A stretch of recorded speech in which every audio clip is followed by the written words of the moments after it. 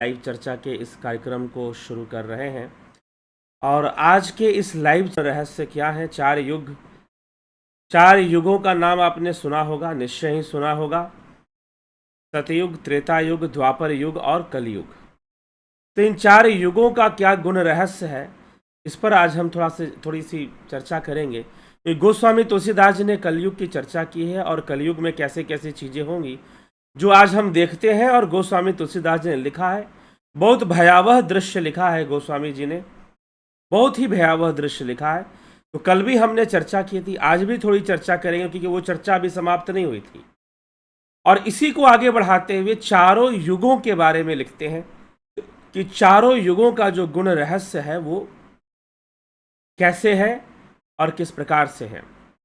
तो चारों युगों का गुण रहस्य मतलब चारों युगों के क्या गुण होते हैं और वो कैसे कार्य करते हैं। तो सबसे पहले हमें यह समझना होगा कि युग शब्द का अर्थ क्या है। युग शब्द का अर्थ है संयोग।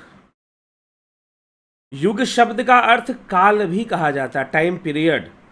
लेकिन एक्चुअल में जो मीनिंग है वर्ड युग का, वह है संयोग, किसी संयोग का बनना। और युग का अर्थ काल है, किसी विशेष काल में।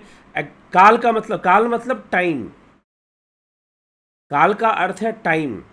काल का अर्थ है rate of change. Rate of change. This world is ever changing. जो वर्ल्ड है, जो ये संसार है, यह एवर चेंजिंग है,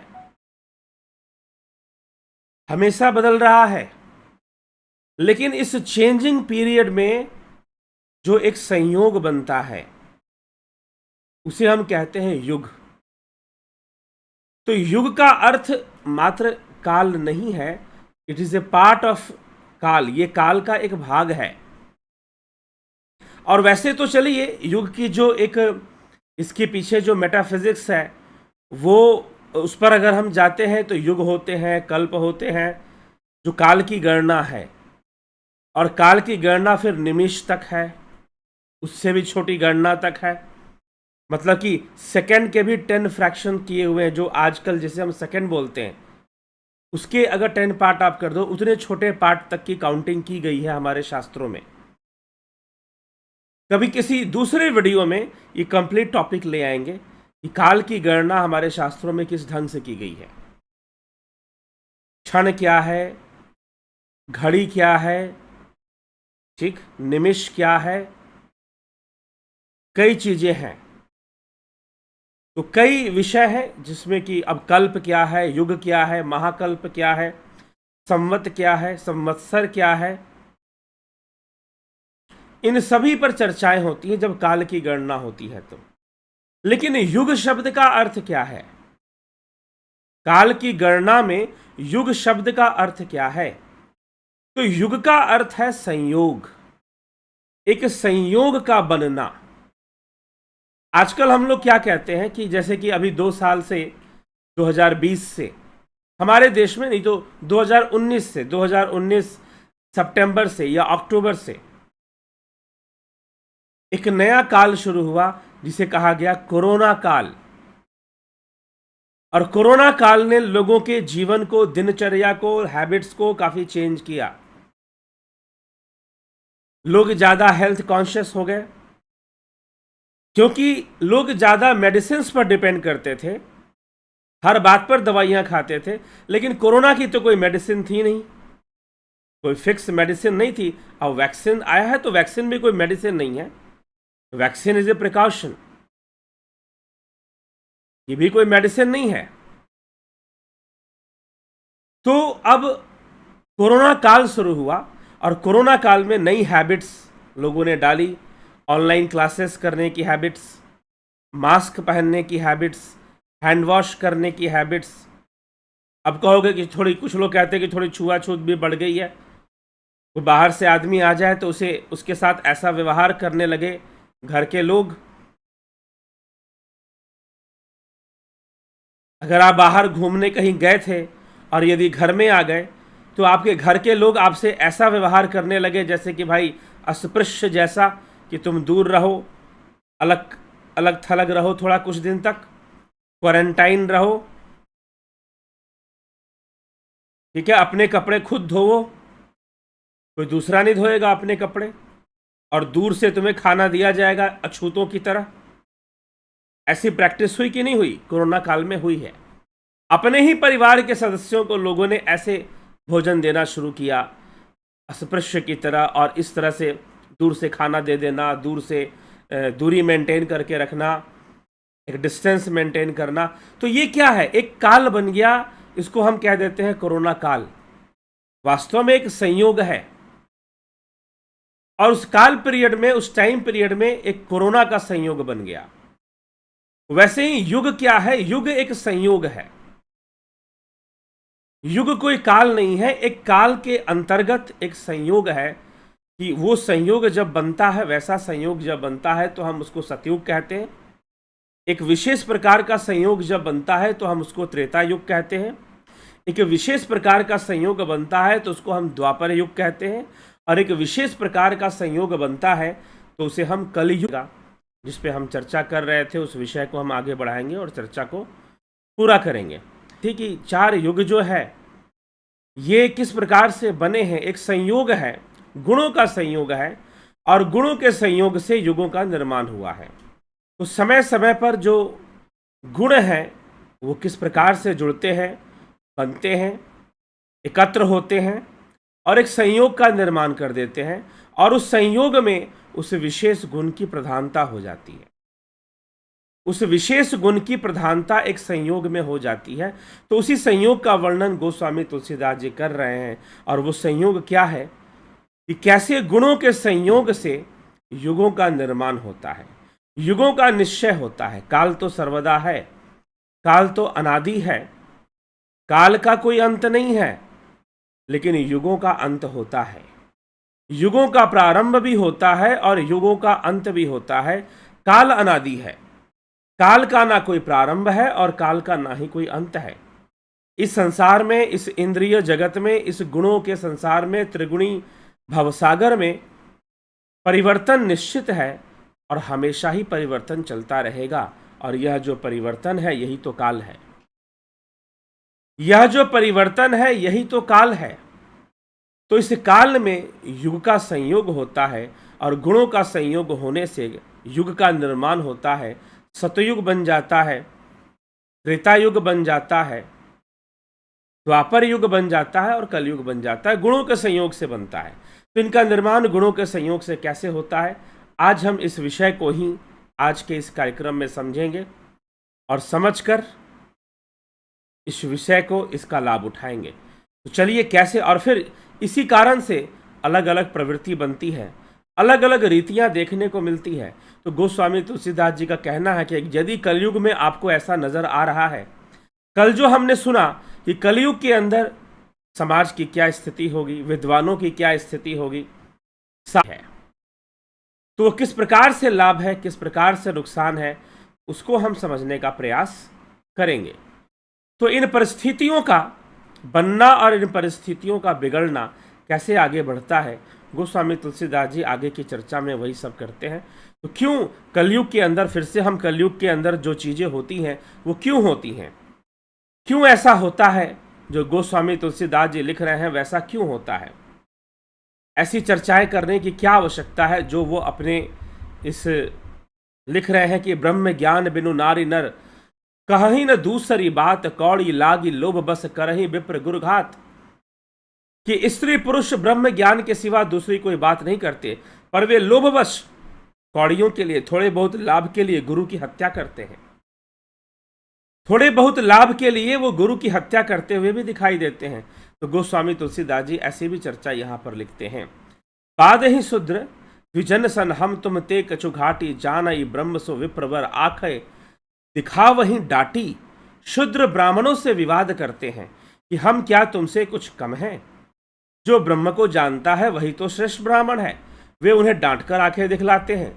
परत्रिय लंपट कपट सयाने, मोह द्रोह ममता लपटाने, तेई अभेदवादी ज्ञानी नर, देखा मैं चरित्र कर जुग कर। जो इस तरह से लंपट जिनका आचरण हो जाता है, कपट जिनके अंदर भरा हुआ है, द्रोह और ममता से लिपटे हुए हैं, ये सभी तमोगुण है, तामसिकता में हमें रखते हैं। आप गए अरु तिनहु घालही, जे कहूँ सत मार्ग प्रतिपालही, कलप कलप भरी एक एक नरका, परहि जे दूषही श्रुति करी तरका। वे स्वयं तो नष्ट हुए ही रहते हैं, जो कहीं सन्मार्ग का प्रतिपालन करते हैं उनको भी वे नष्ट कर देते हैं। जो तर्क करके वेद की निंदा करते हैं वे लोग कल्प कल्प भर एक एक नरक में पड़े रहते हैं। जो बरनाधम तेली कुम्हारा, सुपच किरात कोल कलवार, अपनारी मुई गृह संपत्ति नासी, मूड मुड़ाई हो ही सन्यासी। नारी मुई गृह संपत्ति नासी, मूड मुड़ाई हो ही सन्यासी। ये जो बरनाधम हैं अपने वर्ण को भी खो चुके हैं, और ऐसे लोग जब उनकी पत्नी मर जाती है तो वो तुरंत जो है मुड़ मुड़ाकर सन्यासी हो जाते हैं। ते विप्रन सन आप पुजावही, उभय लोक निज हाथ नसावही, विप्र निरक्षर लोलुप कामी, निराचार सठ ब्रिसली स्वामी। और वो जो सन्यासी हो जाते हैं फिर विप्रों से अपनी पूजा करवाते हैं, और विप्र उनकी पूजा करने के लिए विवश हो जाते हैं, क्योंकि विप्र को अपनी स्थिति कैसी है, कलयुग में विप्रों की स्थिति है विप्र निरक्षर लोलुप कामी, निराचार सठ ब्रिसली स्वामी। विप्र स्वयं निरक्षर होते हैं, शिक्षा के प्रति जागरूक नहीं होते, शास्त्र शिक्षा को व्यर्थ समझते हैं। जो विप्र समाज है वो स्वयं ही शास्त्र शिक्षा को व्यर्थ समझता है, शास्त्रों का ज्ञान व्यर्थ समझता है कि इससे तो पेट भरेगा नहीं, इससे तो कमाई होगी नहीं। तो ये फर्क पड़ना शुरू हो जाता है, और इस कारण से विप्रों की ऐसी स्थिति बन जाती है, ऐसी दुर्गति हो जाती है। और इसलिए गोस्वामी जी लिख रहे हैं कि विप्र निरक्षर लोलुप कामी, निराचार सठ ब्रिसली स्वामी। उनकी विवशता है कि वो उनकी उन सन्यासियों की पूजा करें जो कि वास्तव में सन्यासी नहीं है, वेश धारण कर रखा है। शूद्र करही जब तब व्रत नाना, बैठी बरासन कहीं पुराना, सब नर कल्पित करही अचारा, जाई न बरनी अनीति अपारा। ठीक, तो वर्ण को त्याग कर भी लोग कर्म करना शुरू कर देते हैं, जब तब बहुत तरीके से कर्म करते हैं, बैठकर पुराण कहते हैं, सब मनुष्य मनमाना आचरण करते हैं। भय बरन शंकर कली भिन्न से तु सब लोग करही, पाप पावही दुख भय रुज शोक वियुग। कलयुग में सब लोग वर्ण शंकर होते हुए अनेक प्रकार के पाप में लिप्त हो जाते हैं। दुख भय रोग शोक इन सब से वो ग्रस्त होते हैं। दुख भय रोग शोक और प्रिय वस्तु के वियोग से वह दुखी रहते हैं, हमेशा दुखी जीवन जीते हैं। श्रुति समंत हरि भक्ति पथ संजुत, बिरत विवेक तही न चलहि नर मोह बस, कल्पहि पंथ अनेक। वेद सम्मत तथा वैराग्य और ज्ञान से युक्त हरिभक्ति का मार्ग है, मोहवश मनुष्य उस पर नहीं चलता है और उनके अनेक नए नए पंथों की कल्पना करता है ना। आज ये सब दिखाई देता है। सन्यासी बहुत धन लगाकर घर सजाते हैं, उनमें वैराग्य नहीं है, उसे विषयों ने हर लिया है। तपस्वी धनवान हो गए हैं और गृहस्थ दरिद्र हो गए हैं। हे तात, कलयुग की लीला कुछ कही नहीं जाती।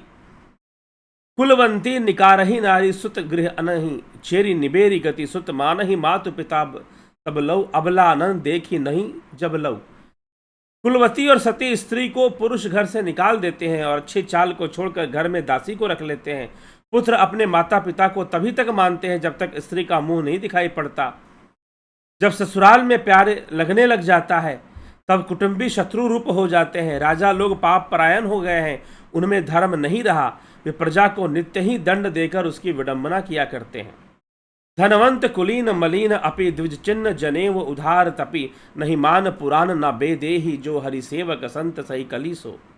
धनी लोग मलिन होने पर भी कुलीन माने जाते हैं। द्विज का चिन्ह जनेऊ मात्र रह गया है, नंगे बदन रहना तपस्वी का। बस जनेऊ पहन लिया तो समझो कि वो विप्र हो गया, वही ब्राह्मण हो गया, बाकी उसके अंदर कोई गुण हो चाहे नाग हो, मदिरा पीता हो जनेऊ धारण कर कर और बहुत तरह के उल्टे सीधे काम करता हो, लेकिन हाँ भाई जनेऊ धारण किया है, बस वही उसके विप्र होने का पहचान है।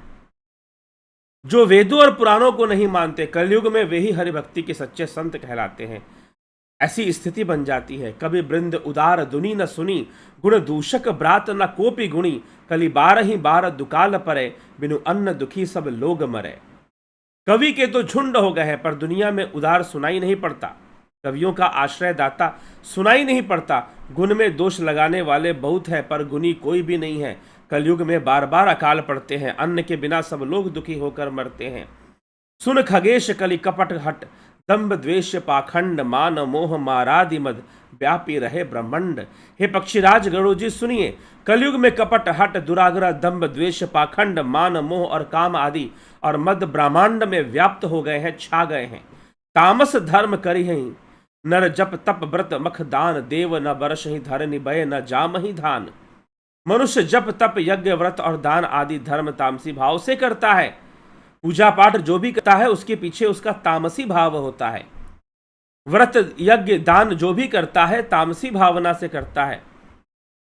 यह उसकी विडंबना हो जाती है कि वो सारे कर से ऐसी कई चीजें तामसी भावना से ही वो कर रहा होता है, सात्विक भावना नहीं होती है। अब यहां पर एक बहुत बड़ा अंतर गोस्वामी जी यहां पर दिखाना चाहते हैं कि मुख्य क्या है। कलयुग की पहचान है तामसिकता, ठीक। तो पहचानने कलयुग की पहचान क्या है? कलयुग की पहचान है तामसिकता। तामसिक गुण ही कलयुग की पहचान है। तो कलयुग में तामसी प्रवृत्ति के लोग बहुत हो जाते हैं, ठीक। तामसिकता बहुत हावी हो जाती है। तो इस कारण से ऐसे गुण आ जाते हैं। लेकिन यहां पर तुलसीदास जी ये भी लिख रहे हैं कि सारे लोग तामसी होकर किस उद्देश्य से अगर कोई यज्ञ करेगा,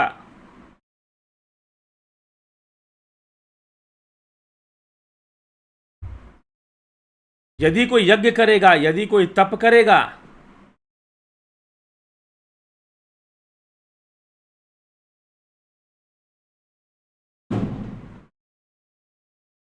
थोड़ा सा व्यवधान आपको कनेक्शन में मिल रहा है बार बार, तो कोई बात नहीं, आगे हम इस चर्चा को बढ़ाते ही रहेंगे।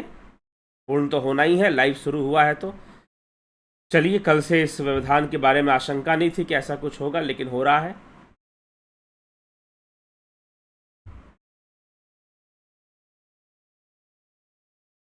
चलिए ठीक है। तो इस प्रकार से कलयुग के अंदर तामसी गुण बहुत दिखाई देता है। और जो भी लोग करते हैं यज्ञ तप दान पूजा जो भी करते हैं वो तामसिकता से प्रभावित होकर करते हैं, तामसी गुणों के वशीभूत होकर करते हैं। इसीलिए गोस्वामी जी यहां पर लिख रहे हैं कि तामसी भाव से जप तप यज्ञ व्रत और दान होते हैं। यहीं पर सतयुग में यदि कोई ऐसा कर्म करता है, दान यज्ञ तप करता है, तो सात्विक भाव से करता है। यहां तक कि आदमी विवाह भी करता है तो सात्विक भाव से करता है। कई खाना पीना भी खाता है तो सात्विक भाव से खाता है।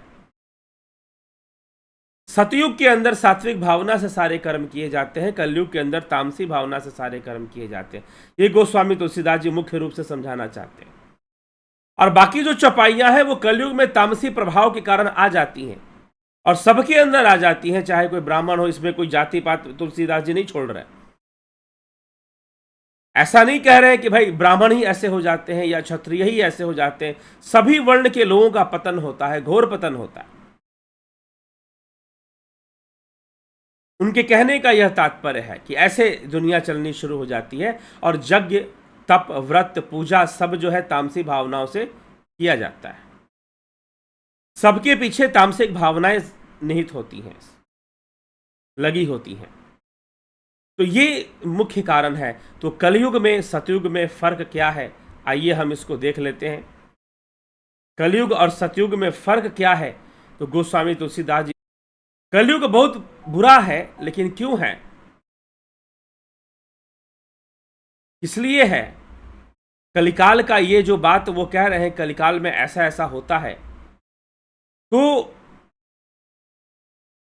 कारण क्या है?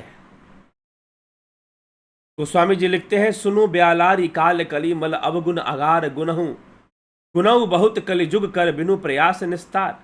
हे सर्प के शत्रु गरुड़ जी सुनिए, कलिकाल पाप और अवगुणों का घर है, किंतु कलयुग में एक गुण भी बड़ा है। उसमें बिना ही परिश्रम भाव बंधन से छुटकारा मिल सकता है और मिल जाता है। सतयुग त्रेता और द्वापर में जो गति पूजा यज्ञ और योग से प्राप्त होती है, वही गति कलयुग में मात्र सुमरन से ही हो जाती है, नाम स्मरण से ही होती है। कृतयुग सब जोग विज्ञानी करि हरि ध्यान तरही भव प्राणी त्रेता विविध यज्ञ नर करही प्रभु समर्पि कर्म भव तरही। सतयुग में सब योगी और विज्ञानी होते हैं, सब योगी और सतयुग जो है योगियों और विज्ञानियों का युग है, सभी उसमें योगी और विज्ञानी होते हैं। बहुत सुंदर बात, बहुत रहस्यमयी बात यहां पर गोस्वामी तुलसीदास जी लिखते हैं कि सतयुग में सभी योगी और विज्ञानी होते हैं। योगी और विज्ञानी शब्द, फिर से विज्ञान शब्द यहां पर आया है, ध्यान दीजिएगा। फिर से यहां पर विज्ञान शब्द, विज्ञान का अर्थ क्या है? जो ज्ञान के परे जाने की प्रक्रिया है, समाधि में लीन होने की प्रक्रिया है, जो प्रणव साधना है, जो ध्यान योग है, जो शून्य तक पहुंचने की प्रक्रिया है, उसे विज्ञान कहा है। तो सतयुग में सभी योगी और विज्ञानी होते हैं, क्योंकि सतयुग में सतोगुण, इसीलिए ज्ञान के प्रति लोग जागरूक होते हैं, जीवन को सही ढंग से जीना जानते हैं, निष्काम कर्म करते हैं, संसार से बहुत अधिक मोह नहीं रखते हैं या बिल्कुल नहीं रखते हैं, क्योंकि उनको ज्ञान हो गया है, उन्हें संसार का पूरा ज्ञान है, संसार क्या है और कर्तार क्या है, ईश्वर क्या है, प्रकृति क्या है और पुरुष क्या है। तो प्रकृति क्या है और पुरुष क्या है, इस बात का पूरा ज्ञान सतयुग में लोगों को होता है, ज्यादातर जनमानस को होता है। इसीलिए वो संसार से कोई मोह नहीं रखते और निष्काम भावना से ही अपना कर्म करते हैं, अपनी तपस्या करते हैं, अपनी साधना करते हैं। भोजन भी करते हैं तो इस उद्देश्य से करते हैं कि हमें भोजन पेट भर के नहीं करना है, हमें तो योग। तो सतयुग में सतोगुण जो है वो ज्ञान प्रधान है, जो रजोगुण है वो कर्म प्रधान है, और जो तमोगुण है वो भोग प्रधान है। वैसे योग शास्त्र में महर्षि पतंजलि इसको लिखते हैं, क्या लिखते हैं योग शास्त्र के अंदर? योग शास्त्र में महर्षि पतंजलि इसको लिखते हैं, प्रकाश स्थिति क्रियाशीलम। प्रकाश मतलब सतयुग सतोगुण, स्थिति मतलब तमोगुण, और क्रियाशीलम मतलब रजोगुण। तो इनर्शिया, मोशन, एक्टिवनेस, ठीक है, laws of motion, Newton laws of motion आपने पढ़ा होगा। तो ये तीन गुण भी थोड़ा और अच्छे से समझे। प्रकाश मतलब ज्ञान का कारक, एक गुण है जो ज्ञान का कारक है। दूसरा गुण कौन सा है? दूसरा गुण है जो कर्म का कारक है, अर्थात आपको एक्टिव मोड में डालता है। अगर ज्ञान होगा तो आप कर्म करेंगे। तो फिर सतयुग के अंदर कौन से गुण हावी होते हैं? सतयुग के अंदर सतोगुण और रजोगुण। रजोगुण जो सतोगुण से आच्छादित है, रजोगुण जो सतोगुण से परिपूर्ण है। तो सतयुग के अंदर सतोगुण और रजोगुण होते हैं, उसमें भी रजोगुण जो सतोगुण से परिपूर्ण है, मतलब ज्ञान के वशीभूत ही लोग कर्म करते हैं, ज्ञान के हेतु ही कर्म करते हैं। लेकिन तमोगुण नहीं होता। जी हाँ, तमोगुण तो भी हो, तीनों गुण हमेशा रहते हैं, हाँ अधिक और कम हो सकते हैं। तो सतयुग में सतोगुण सबसे अधिक हो जाता है, रजोगुण सतोगुण के साथ मिलकर काम करता है, और तमोगुण नाम मात्र का होता है। तमोगुण नाम मात्र का होता है, इसलिए सतयुग में भी राक्षसों का वर्णन आता है कि हिरणाक्ष हिरण्यकशिपु जैसे राक्षस हुए थे ना, तमोगुणी थे वो, उस समय भी थे, उनका विनाश हो गया था। तो सतयुग में सतोगुण हावी होता है ज्यादातर। ध्रुव जैसे बालक, प्रहलाद जैसे बालकों का जन्म होता है, तपस्वी लोगों का जन्म होता है। ज्यादातर लोग ज्ञान के प्रति जागरूक होते हैं, ज्यादातर लोग निष्काम कर्म के प्रति जागरूक होते हैं, ज्यादातर लोग जीवन के प्रति जागरूक होते हैं। व्हाट इज लाइफ, इस बात को समझने के लिए वो हमेशा ही तैयार रहते हैं, और ज्ञान हासिल करने में, ज्ञान को प्राप्त करने के लिए हमेशा प्रयासरत रहते हैं। सांसारिक भोगों को प्राप्त करना उनका लक्ष्य नहीं रहता है, ज्ञान को प्राप्त करना ही उनका लक्ष्य रहता है।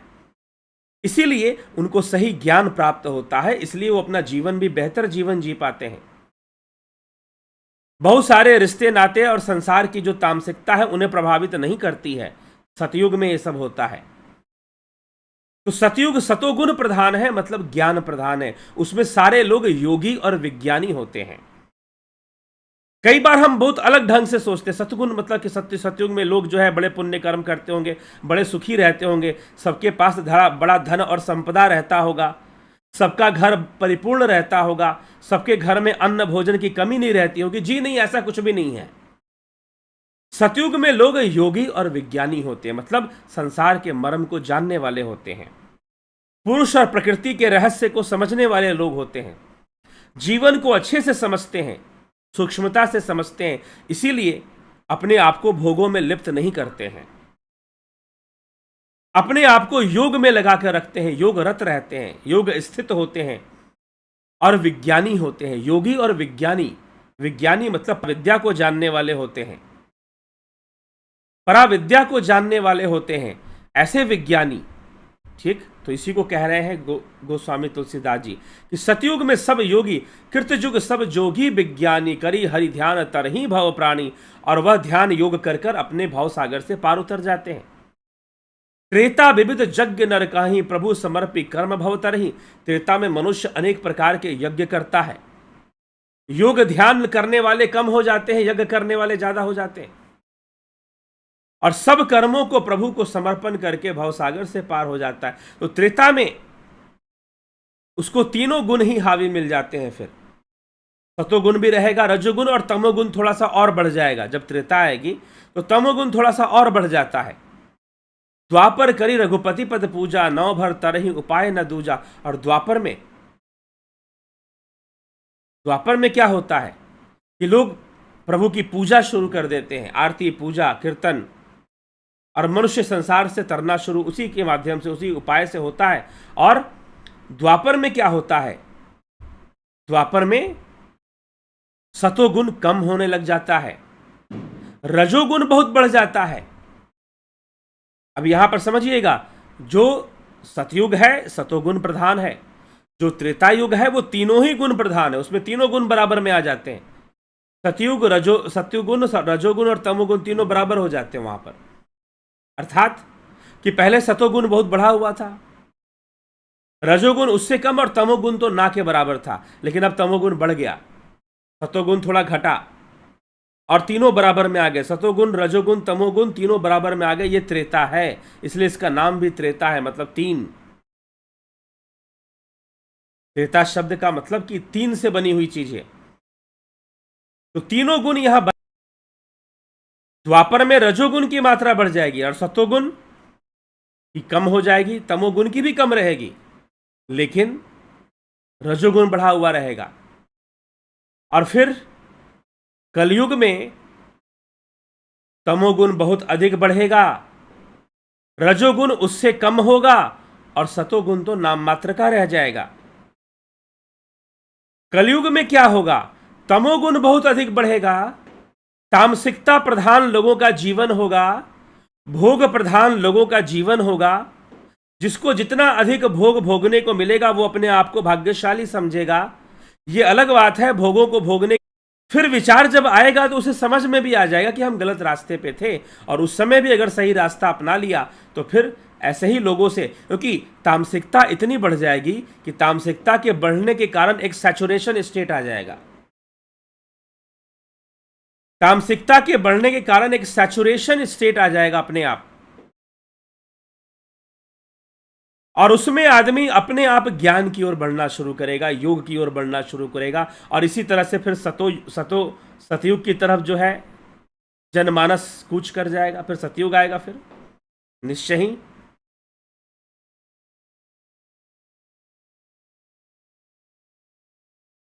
ठीक है, फिर निश्चय ही सतयुग आएगा।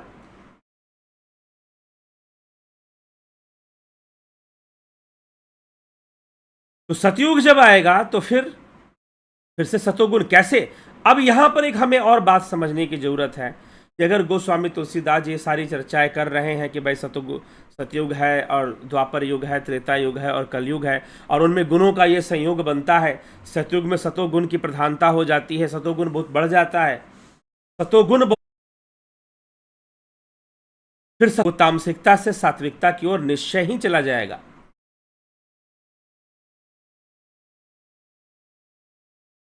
तो तामसिकता से सात्विकता की यात्रा ये युगों की यात्रा है, और इस प्रकार से ये युग जो है कार्य करते हैं, इस प्रकार से युग अस्तित्व में आते हैं। तो ये कुछ नहीं है, सतोगुण फिर बढ़ जाएगा। फिर सतोगुण जब बहुत ज़्यादा बढ़ जाएगा तो प्रकृति है ना, उसे अपने आप को बैलेंस करना है ना। तो सतोगुण बढ़ने के कारण सारे लोग योग विज्ञान ही करेंगे, तो उनमें से कुछ लोग ऐसे हो जाएंगे कि जी नहीं, बहुत ज़्यादा हम योग विज्ञान करते हैं, हम संसार को नहीं जीते हैं। तो जनसंख्या कम हो जाएगी, लोग संतानें पैदा नहीं करेंगे, घर गृहस्थी सही से नहीं बसाएंगे, वहाँ भी समस्या आएगी। तो जब वहाँ समस्या आएगी तो फिर से वो कर्म के प्रति जागरूक हो जाएंगे। लोग जो है कर्म के प्रति फिर से जागरूक हो जाएंगे और कर्मवान बन जाएंगे। तो रजोगुण की वृद्धि होगी, तमोगुण की भी थोड़ी वृद्धि होगी और तीनों बराबर में आ जाएंगे, त्रेता युग आ जाएगा। अब इसी प्रकार से फॉल होना, एक फॉल है। सतयुग से कलयुग का एक पतन होता है, मानसिक पतन, लोगों का, जनमानस का, जीवों का पतन होता है। योग और विज्ञान से वो कर्म की ओर जाएंगे और कर्मकांड की प्रधानता आ जाएगी द्वापर में, त्रेता में।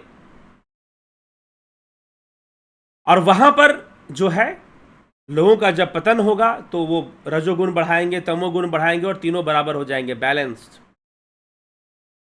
और फिर बैलेंस ही तो किया भगवान राम ने रावण को मारकर, तमोगुण को घटा दिया। तो त्रेता युग में ये चलता है, बैलेंस। वहां पर रजोगुण, सतोगुण और तमोगुण तीनों बराबर हो जाते हैं। इसीलिए वहां कर्मों का फल शीघ्र ही प्राप्त हो जाता है। उसी जन्म में रावण को मिल गया, बाली को भी मिल गया। तो ये त्रेता युग में चलता है। और फिर द्वापर युग में रजोगुण बढ़ जाएगा, रजोगुण की वृद्धि हो जाएगी। फिर दुर्योधन जैसे लोग आ जाएंगे फिर द्वापर में। लेकिन फिर भी सतोगुण रहेगा और तमोगुण रहेगा, कम रहेगा लेकिन रहेगा। और जैसे ही कलयुग का प्रधानता शुरू होगी, कलयुग आएगा, तमोगुण बहुत बढ़ जाएगा और तमोगुण बढ़ने के बाद रजोगुण उससे कम और सतोगुण तो ना के बराबर रहेगा। और तामसिकता, जितनी पढ़ाई लिखाई करते हो किस लिए करते हो भाई? तामसी उद्देश्य है। आज स्कूलों में जो भी पढ़ाया जा रहा है या लोग जो पढ़ाई लिखाई कर रहे हैं, इंजीनियरिंग करना है, मेडिकल करना है, आईएएस करना है, आप जाकर देख लीजिए कितने लोग हैं जो मोक्ष प्राप्ति के लिए आईएएस कर रहे हैं जी, बता दीजिए। कितने लोगों को ये प्रकृति का रहस्य समझना है इसलिए आईएएस कर रहे हैं। मेकअप जितना मार लीजिए आप, दुनिया को कितना भी दिखा लीजिए कि हम बड़े सक्सेसफुल दिखते हैं या बनते हैं या अपने आप को कहते हैं, परंतु ये पढ़ाई लिखाई कर कर कितनों को जीना आ गया सही से। यदि पूरे वर्ल्ड में आप आत्महत्या की घटनाएं सुनेंगे तो आप पाएंगे कि एजुकेटेड लोग ही ज्यादा आत्महत्या करते हैं। पूरे वर्ल्ड में आप जाइए और सुसाइड केसेस जो होती हैं, सुसाइड केसेस की जांच पड़ताल कीजिए आप। तो सुसाइड केसेस की जो जांच पड़ताल होती है उसमें आपको पता चलेगा एजुकेटेड लोग और हाईली क्वालिफाइड लोग सुसाइड करते हैं। जीवन समझ में नहीं आ रहा ना, इतना पढ़ाई लिखाई करने के बाद भी। बहुत पढ़ाई लिखाई करने के बाद भी ये समझ में नहीं आता कि लाइफ क्या चीज है, जीवन क्या चीज है। तो कलयुग में जितनी भी पढ़ाई लिखाई है, जितना भी ज्ञान की बातें लोग कर, तमोगुण उसके पीछे होता है, तामसिक भावना होती है। तामसिक भावना है, तामसी भावना ही तो कहेंगे ना, इसे और क्या कहेंगे। तो कलयुग के अंदर लोग तामसी भावना से सारे कर्म करते हैं, तामसिकता को प्राप्त करने के लिए, भोग को प्राप्त करने के लिए। लेकिन भोगों को भोग लेने के बाद भी, लेकिन भोगों को बहुत अधिक भोग लेने के बाद भी समस्या बनी रहती है। भोगों को बहुत अधिक भोग लेने के बाद भी समस्या बनी रहती है। भोगों को बहुत अधिक भोग लेने के बाद भी दुखी होते रहते हैं।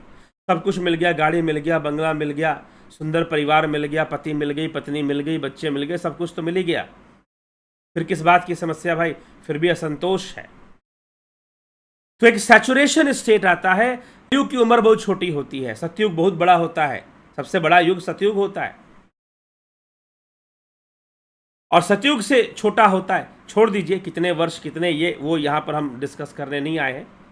कॉन्सेप्ट क्लियर कीजिए, सबसे बड़ा युग सतयुग, उससे छोटा त्रेता और उससे छोटा द्वापर और सबसे छोटा कलयुग माना गया। सबसे छोटा कलयुग माना गया है। तो तामसिकता की बहुत उम्र नहीं होती है, चिंता मत कीजिए। संसार में सब कुछ पा लेने के बाद भी लोग अध्यात्म की ओर इसीलिए मुड़ते हैं क्योंकि उन्हें जीना नहीं आया। उन्हें जीना नहीं आया, जीवन नहीं जीना सीख पाए। भोगना सीख लिया, बहुत सारे भोग इकट्ठे भी कर लिए, लेकिन जीना नहीं सीख पाए। तो इसीलिए वो सैचुरेशन स्टेट आ जाती है और अब उनको कन्वर्ट होना, तो ये एक नेचुरल फिनोमेनन है। सतयुग से त्रेता आना, त्रेता से द्वापर और द्वापर से कलयुग आना, ये एक प्राकृतिक प्रवाह है। और प्रकृति क्या है? 3 गुणों का प्रवाह ही प्रकृति है। सतोगुण, रजोगुण, तमोगुण, इन 3 गुणों का प्रवाह और इनके बीच होने वाली क्रिया प्रतिक्रिया, एक्शन रिएक्शन, कलयुग का परिणाम के रूप में सतयुग विकसित होता है। कलयुग के परिणाम के रूप में सतयुग विकसित होता है, अपने आप होता है। लोगों का जीवन ऐसा बन जाता है कि उन्हें ज्ञान की ओर बढ़ना पड़ता है, उन्हें योग की ओर बढ़ना पड़ता है, और हो रहा है वर्तमान समय में। आप देख रहे हैं योग और ज्ञान, योग और वैराग्य, योग और विज्ञान की ओर उन्हें बढ़ना पड़ेगा, विज्ञानी बनना पड़ेगा। और विज्ञानी कौन है? जो ध्यान योग करता है, जो प्रणव साधना करता है, वो विज्ञानी है। सूक्ष्म अवस्था में उतरता है और अपने आप को शून्य में ले जाता है, वह विज्ञानी है। उसे विज्ञानी कहते हैं गोस्वामी तुलसीदास। तो कलयुग में लोग योगी और विज्ञानी होते हैं, क्षमा करें सतयुग में। कलयुग में तो लोग भोगी और तामसी हो जाते हैं।